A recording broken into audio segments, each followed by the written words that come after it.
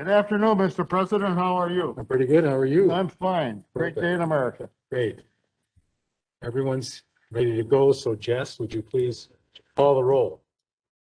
Regent President Deeds. Here. Regent Walsh. Regent Atwell. Regent Beckville. Here. Regent Bogus. Here. Regent Cologne. Here. Regent Greeby. Here. Regent Jones. Here. Regent Klein. Here. Regent Miller. Here. Regent Posh. Here. Regent Drew Peterson. Here. Regent Chris Peterson. Here. Regent Rye. Here. Regent Sappel. Here. Regent Tucker. Here. Regent Underly. Here. Regent Weatherly. Here. We have a quorum. Thank you, Jess. As we consider the items on today's agenda, are there any board members who would wish to declare a conflict of interest regarding anything on today's open session agenda? I don't see any. So before we get started with the meeting, I believe President Thompson has an introduction to make. President Thompson. Good afternoon.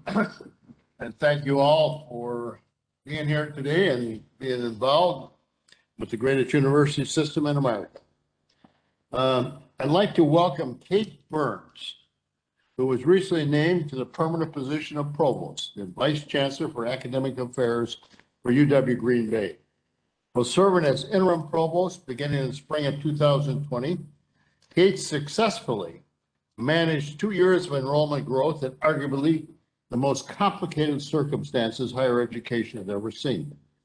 Kate guided UW Green Bay's academic affairs through massive shifts in modality and gained the trust of her colleagues across the state and the entire UW system. She led the effort to overhaul the university's advising system and has built consensus around important issues regarding how UW Green Bay is developing as an access institution. Kate is a tenured member of psychology. She holds a Bachelor of Arts degree from Grinnell College and a PhD from the University of Massachusetts. Her primary field is psychology with research focused on stereotypes, emotion, and self-regulation. She came to UW Green Bay in 2006 and previously served as the Associate Dean of the College of Arts, Humanities, and Social Sciences, providing analytical budgeting and faculty and curriculum development support and leadership for the university's largest academic unit. Congratulations, Provost Burns. Please stand up so we can all see you and welcome you to the club.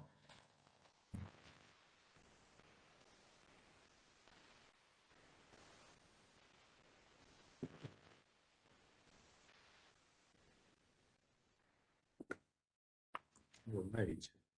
Well, we all have seen the record of the November 4th, 2021 meeting of the Board of Regents.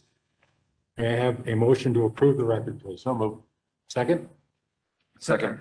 All those in favor, say aye. Aye. Opposed? Motion passes. Thank you.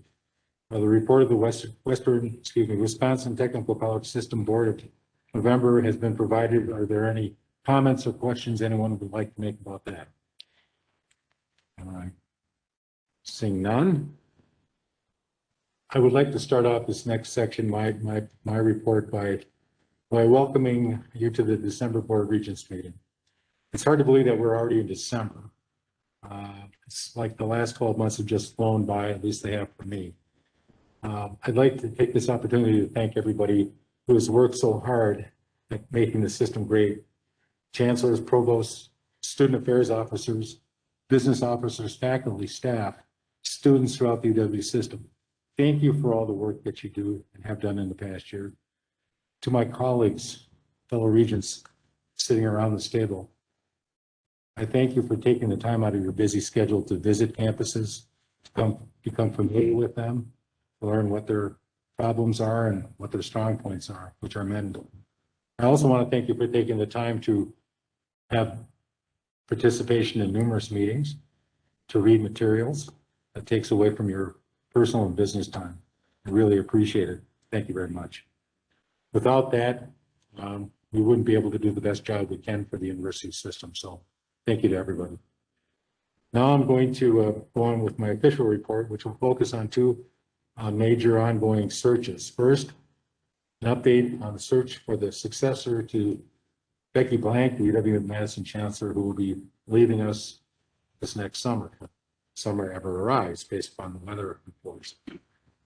Last week, President Thompson and I announced the appointment of the 21-member search and screen committee, which will be chaired by Regent Vice President Walsh.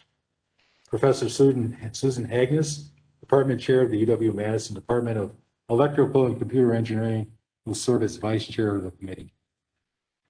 The committee includes a broad cross-section of campus faculty, staff, and students and alumni and community members, and Regent representatives who will keep the best interest of the university and the state in mind during this search. Several of your Regent colleagues will also serve on the committee, including Regents Amy Bogus, Mike Jones, Tracy Klein, John Miller, and myself. I'm hoping we can schedule an initial meeting of the committee later this month. Before that time, President Thompson and I will charge the members with their mission and a review of the procedures involved. Then national search will officially launch in January with the assistance of executive search firm AGB Search. The search and screening committee will identify and interview candidates and then forward recommended candidates to a special Regent committee that will include Regents Bogus, Jones, Pine, Miller, Walsh, and I. I will be the chair. As always, a successful candidate will require the full approval of this board. We've got some busy months ahead. I hope, I expect that at the end of this process, we will be able to identify a worthy successor to Chancellor Blank. Next, update on UW system presidential search. I'm pleased to report that our progress continues to be on schedule. After considering input from listening sessions held all around the state by Regent Vice President Walsh and others earlier this fall, the search and screen committee reviewed and evaluated candidate materials and then conducted a series of interviews to narrow the field down. That was done in late November. The committee has forwarded a list of candidates they believe merit further evaluation with the Special Regent Committee. Members of the Special Regent Committee include Regents Karen Walsh, Scott Bechtel, Hector Cologne, Tracy Klein, Chris Peterson, Corey Sappel, and myself as chair. This group met recently with our search consultants and plan to meet tomorrow to begin a preliminary review of candidates who were recommended by the Search and Screen Committee and determine the process we'll use for selecting and evaluating finalists in January. I hope this committee will have a candidate to recommend to this board for approval in the near future. And once again, I'd like to thank my colleagues for their willingness to participate in the search. Deciding on the next leader of the university system is a significant responsibility, and I appreciate your commitment and close attention to this vital process. Finally, on behalf of my colleagues, let me offer early congratulations to all the new graduates and their families for this winter's commencement. Job well done to all of you. And that concludes my report. I return the floor back to President Thompson. President Thompson, it's yours. Well, thank you very much, President Menendez. As always, you do a great job. I appreciate it. Thank you. Along with all the other members of the Board of Regents. I'd like to share and start my report with a quick update on the COVID front.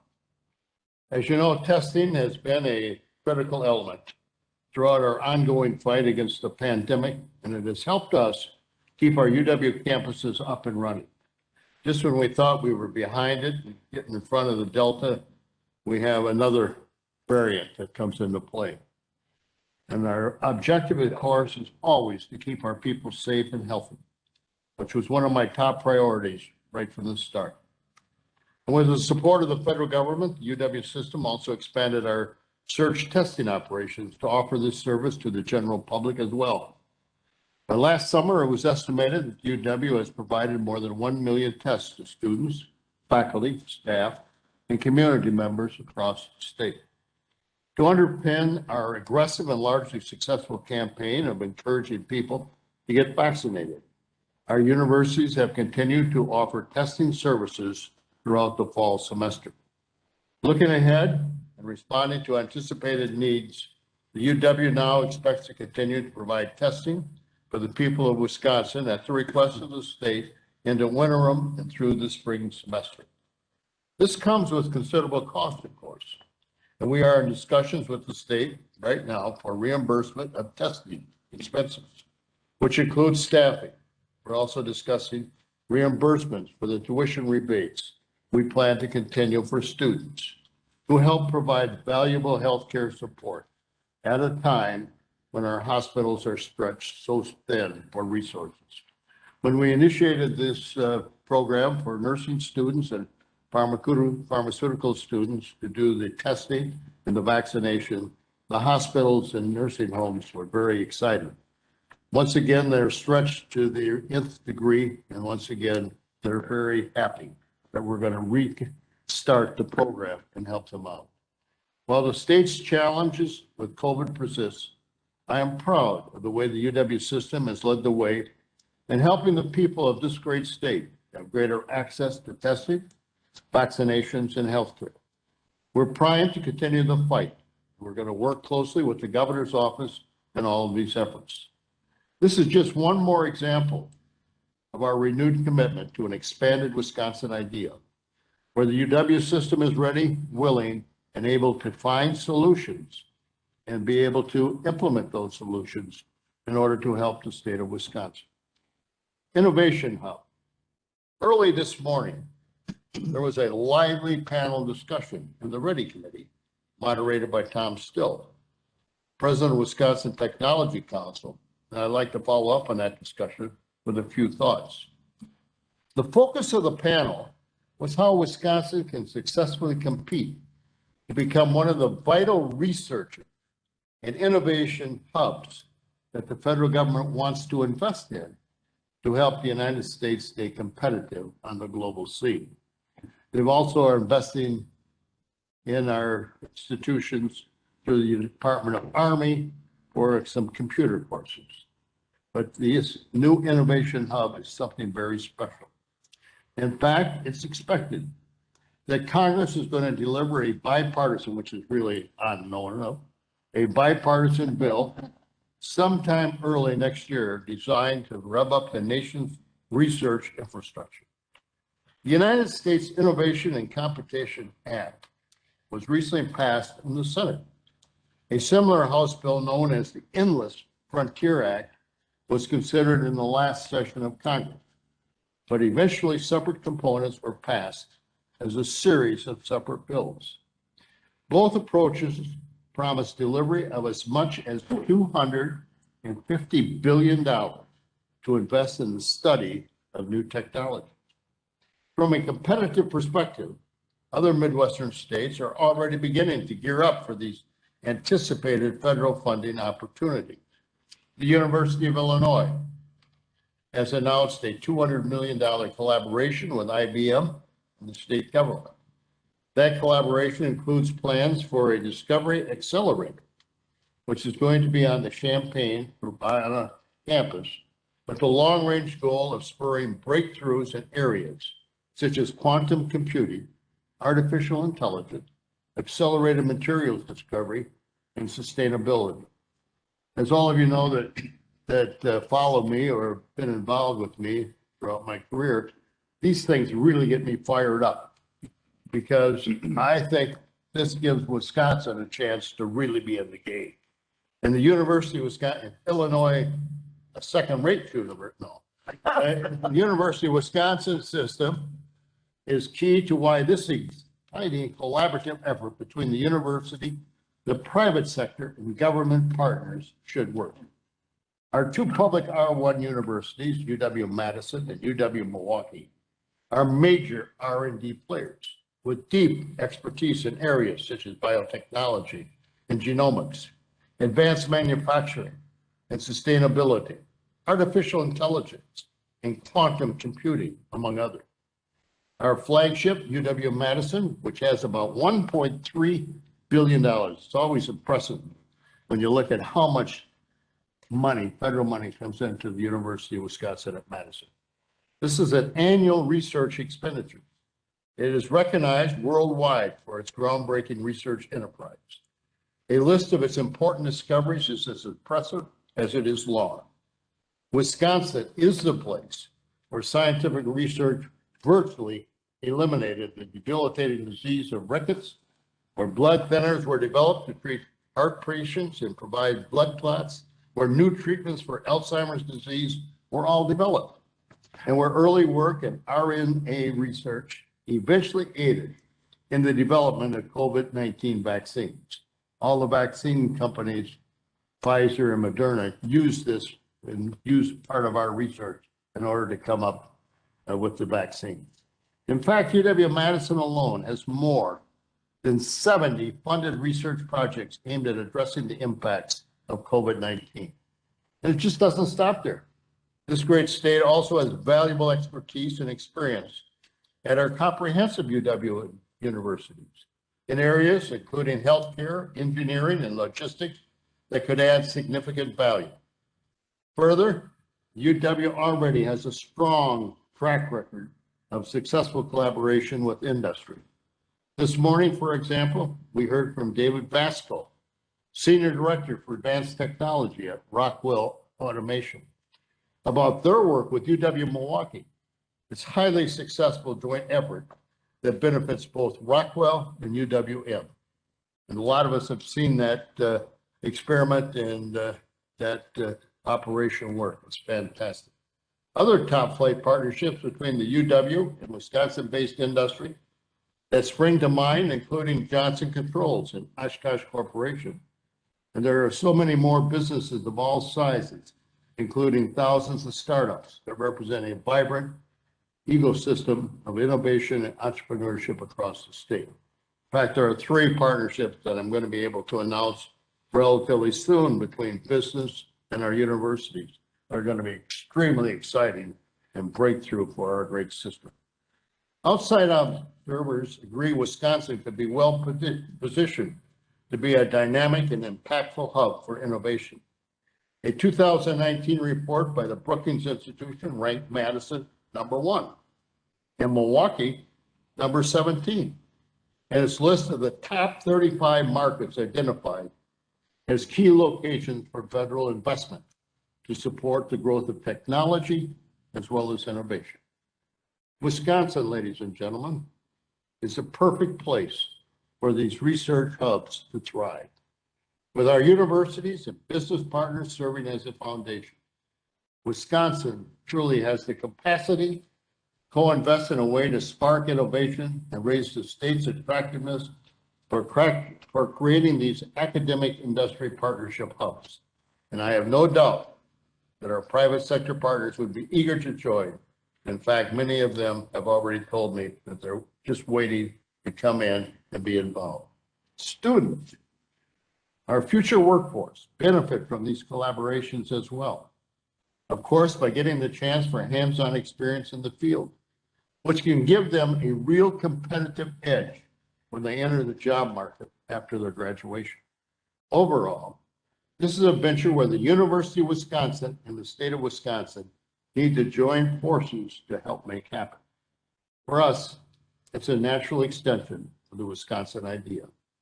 It reflects our deep commitment to harnessing our innovative research and entrepreneurial know-how to help find solutions to some of the biggest problems facing the state, our country, and even the world.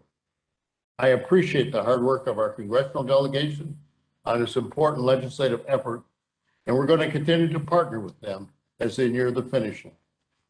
And hopefully they will get it done. I had the opportunity this Monday to be on the UW-Wisconsin Eau Claire campus. So I got my beautiful yellow scarf from Jim Schmidt. It was cold. I had the privilege of joining Chancellor Schmidt in the UW Eau Claire campus community on Monday for the announcement of a tremendous gift from John and Carolyn Sonnenberg, which will benefit the university and the entire Chippewa Valley for years to come. Thanks to the exceptional generosity and the commitment of those 2 Blue Gold alumni, which met on campus, a long-held vision was developed, which now is finally going to become a reality with the construction of the new multi-use Sonnentag complex. Eau Claire is going to go from the oldest air-conditioned gymnasium to now one of the best, if not the best in our city. This center, which is a great example of a public-private partnership, is going to be a shining jewel for the region, hosting events and performances, athletics, and the arts, health and wellness activities, and yes, even a Mayo Clinic location. Groundbreaking is expected to begin sometime early next year. If I know Jim Schmidt, he's going to be out there on New Year's Day with a shovel, making sure that it gets started on time. Their latest donation is $40 million from the Sonitex. They've given a total of $70 million in land and money to this university. It is the largest donation in the history of UW Eau Claire, and a truly remarkable reflection of their great love for the university and Wisconsin. On behalf of the UW system, we want to thank John and Carolyn for this wonderful gift. Now on the legislative update, as I told the board when I started, I was going to do everything I can to improve the relationships with the legislature, and it's finally bearing fruit. On the legislative front, I'm pleased to share with you that several bills that we've introduced and support look like they're going to get passed in this session. They're gaining momentum. We're getting bipartisan sponsorship. Just yesterday, two of our outstanding chancellors, Chancellor Gallo and Chancellor Wong, testified before the Assembly Committee and did a great job on colleges and universities in support of Assembly Bill 714 that would allow UW system to administer the tuition reciprocity agreement with Minnesota. For our campuses, this legislation is going to allow schools to retain more of the tuition dollars they earn and invest those dollars in educating the students on campus. This idea has been around for a long time. Finally, the legislature is going to, I think, pass it, and I'm just very pleased about that. The legislation will allow the UW system renegotiate the 50-year-old agreement between Minnesota and Wisconsin to ensure that the agreement is effectively serving the students at Wisconsin and for Wisconsin. This bill has bipartisan support. I thank the chancellors for working with the Central System Administration Office as well as the bill office, Representative Zimmerman and Senator Stackpole, to get it moving in the legislature. A bill is going to expand the board's investment authority, Senate Bill 557, which Chancellor Blank has wanted for a long time. Dewey Strobel, who has not always been the greatest supporter for university, is the main author of that. And he was in my office at Van Nuys just last night for an hour to discuss how we could be more involved with the university. Very pleased about that. So received a public hearing, and I asked Senator Strobel yesterday if he could get it through, and he thinks that he's going to be able to. This bill would expand investment authority to the entirety of the system's working capital, which is currently limited to revenues from gifts, grants, and donations. It is estimated that this bill will allow for an additional $11.5 million annually to be generated for the benefit of our students, our faculty, and overall mission of our institution. The private sector and many of our peer institutions have this capability, and all of our institutions around the country have it. It's time Wisconsin did, and the legislature is finally going to give it to us, I believe, this year. The author of that bill, Senator Dewey Strobel, as I said, was in my office last night for an hour talking about this bill as well as other legislation that he could support. Finally, we're still awaiting action on both the pay plan and Joint Finance Committee supplemental funding. The Joint Finance Committee has been presented with the supplemental plan you approved at the November board meeting. And I've had conversation with members of the legislature and believe that they're going to take action on this plan early in 2022. This, of course, is the plan that's going to set up, I think, some of the best programs on water led by the University of Wisconsin-Milwaukee in the country. And as for the pay plan, as you know, the 2021-23 state budget included funding and approval for a 2% pay increase for all state employees, including the UW system employees and each year of the biennium. The first pay increase under this plan is scheduled to occur in January of 2022. And to complete the process for distributing the increases, however, the legislators' joint committee called Joker on employee relations must meet and they must adopt a plan for administering funding the salary increases. Our employees need it, and hopefully we can get this done in January. Well, we are hopeful the committee will act in December, so the new pay plan can go into effect. It looks like more likely it's going to be January. It's very possible the committee will not meet until January, which means salary increases could be delayed, which I'm still sad about, but I'll be happy when we're able to do this. We continue to believe that the pay plan is imminent, and we encourage our faculty and staff to continue planning as though the plan will go into effect on schedule. But at the same time, understanding it might be delayed.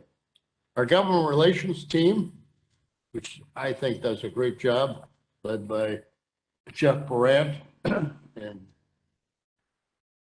Douglas, are following the situation closely and will provide updates as soon as we know, including pay increases would be implemented retroactively if the process is delayed. I have also news I want to report. Warren Anderson, UW Systems' first senior equity, diversity, and inclusion officer, recently accepted a similar position at Bradley University in Illinois. I'm sad about him leaving. Good friend. He'll be leaving us later this month. Warren previously served as Vice Chancellor for Equity, Diversity, and Inclusion in Student Affairs at UW Eau Claire. Ensuring that we provide a supportive environment for all members of our university community is vitally important work, and it's a high priority for this board and for the UW system. That's why we created this new position and hired Warren to continue the progress in this area, which needs a lot of progress. We aggressively work to identify a successor through a national search, which I expect to be launched very soon. And having an office dedicated to diversity, equity, and inclusion at the system level, we can develop and implement a system-wide strategic vision that cultivates inclusive and supportive learning and working environments throughout the system. This office plays a central role in ensuring that the human and financial resources of the UW system align closely with our stated mission to improve the human condition for all. We also launched, of course, under this program, the new UW System Regents Opportunity Scholarship Program for underrepresented and deserving students at different phases of their UW educational journey, as well as we expanded our Summer Bridge program. Another significant accomplishment of note, for the first time, UW Systems campus senior diversity officers were convened to begin to develop a system-wide approach to equity, diversity, and inclusion. And we also worked with the Office of Internal Audit to complete the UW Systems Student Discrimination Complaint and Appeal Process Audit.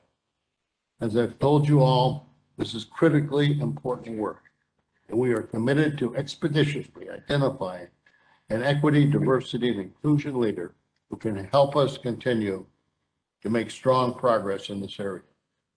While we're on this subject of strong progress, all you have to do is go to our campuses and see the great success we're having in athletics.